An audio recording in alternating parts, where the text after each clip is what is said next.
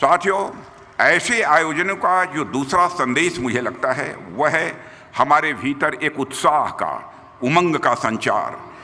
कोटि दीपोत्सव जैसे महोत्सव हमारे अंदर उत्साह का संचार भी करते हैं।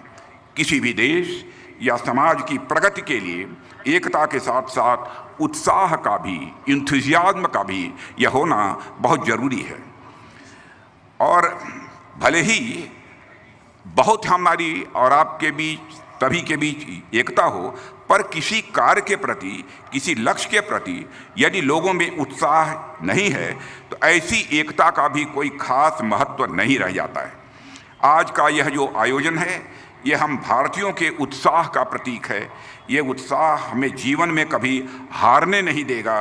ये उत्साह हमें मुश्किल से मुश्किल समय में भी हिम्मत देगा, साहस देगा।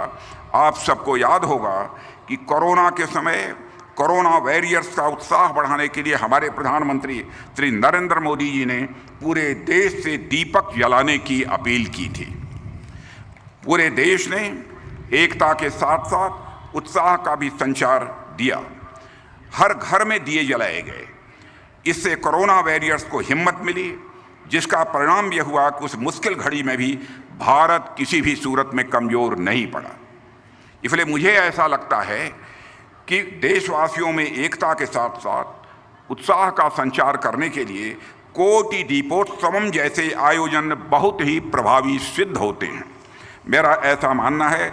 इसलिए मैं श्री नरेंद्र चौधरी गारू और उनकी पूरी यन टीवी और भक्ति टीवी को इस विशेष कार्यक्रम के लिए अपनी तरफ से हार्दिक बधाई देता हूं।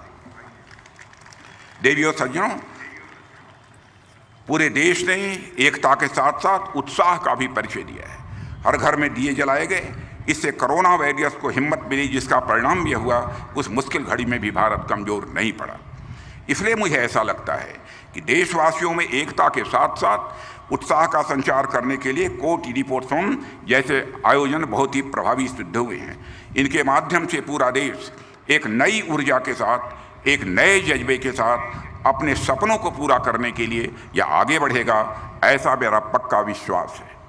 साथियों, ऐसे आयोजनों का जो तीसरा महत्व मैं समझता हूँ वह है विजडम, यानी विवेकशीलता का। इस प्रकार के महोत्सव हमें विवेक को प्रदान करते हैं। विवेक इस संदर्भ में कि वैसे तो हम सब अपने अपने जीवन में सभी व्यस्त रहते हैं, लेकिन जब हम ऐसे आयोजनों में जाते हैं और उसमें भाग लेते हैं तो हमें एक चीज़ का यह अनुभव होता है, और वह यह कि हमारी निजी जिंदगी के अलावा भी एक ज़िंदगी है जिसमें हमें देश के लिए तथा अपनी संस्कृति के लिए कुछ करना होता है।